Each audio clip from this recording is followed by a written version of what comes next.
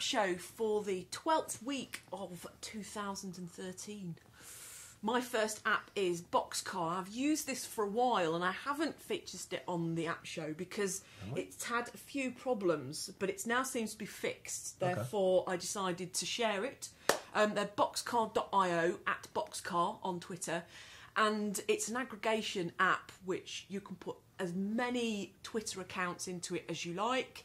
You can put your Facebook, you can put various other apps from social networks which I don't necessarily feed into it, but it just keeps giving you notifications of favourites, who's followed you, all in one place. And I just really like it as a side app. It just ticks away in my periphery, so I really like Boxcar. Cool. My first app this week is an app called Takes, takes.com, at Our Takes, the new camera app that transforms your daily snapshots into amazing videos. Create candid, beautifully produced video just by taking pictures, sharing the world as it really is. I'm not sure about that last statement, sharing the world as it really is. Okay. It's a little bit like Vine. This came out at South by. I met two Italian guys at the very first, the very first Jeff Pulver party that we went to. And there was these two Italian guys who had just launched it. And it's quite strange in that you take a photo, but when you're taking a photo, it seems to take a couple of seconds of video. So, but you don't, you know, I don't know why they've done it like that, but it joins the various pictures you've taken together. You select them afterwards. You select an iTunes tune that you want to go with it, and it does it. It's cool. Go check it out. It's cool. Okay. My second app is Bokeh Lens. Bokeh. And it's available from the App Store. It's not got a great site, but bit.ly/seller54 app 12 if you want to check that out. And the developer is a guy called Geekol Lee. Now, Bokeh Lens, what I like about it is you take photograph and you can often fake a depth of field or a miniaturise, and it puts some blurring around your photo. But with this, you actually pick the specific bit that you want to be in focus, and often it can be right at the corner of a page, or it's not quite in the place that the app wants to put it. And with Bokeh Lens, it lets you do that for you. Also, what I really love about it is it has its own Flickr group, so people are encouraged to post their photographs as well. Nice, nice.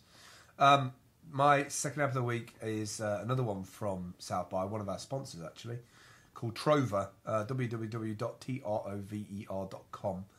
At Trover, at Copley J. Travel app, purveyor of hidden gems and daydream inspiration. All it kind of is pictures that people have taken, I think, on Instagram, but it might support other photo services. Things that people have like discoveries. So for us, especially on an RV trip, is you're travelling down the road and then you might see a bust of Ronald Reagan. So is this a little bit like Koala? No, because Koala is more like Foursquare for checking in and collecting badges. This is more like you've arrived at a place, you fire up Trover, and it shows you discoveries around the area. And as you scroll up the list, it shows you how far away those discoveries are. Very cool.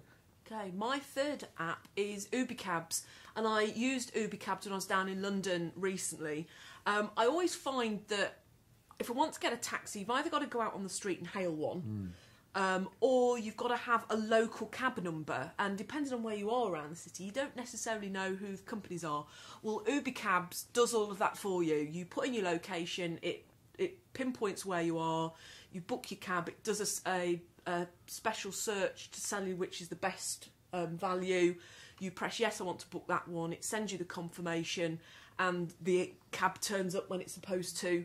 It's got a nice tracking feature as well, so that if you're not sure where the cab is, they can send you a location to them, so you can track them down or you can tell them where you are. So yeah, London mini cabs, really good. Cool. My app. My final app is photolettering, photolettering.com, at photolettering, innovative new way to purchase fine display lettering settings.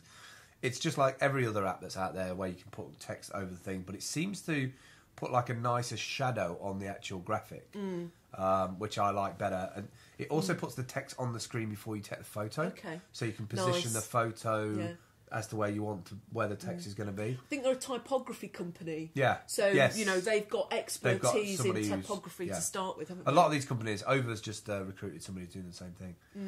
That's it for mine. Have you got one more left? That's it for App Show this week. We'll catch up with you next week. Thanks for watching. Do subscribe to the Google Plus group. You can find me at Phil Campbell. At PCM Creative.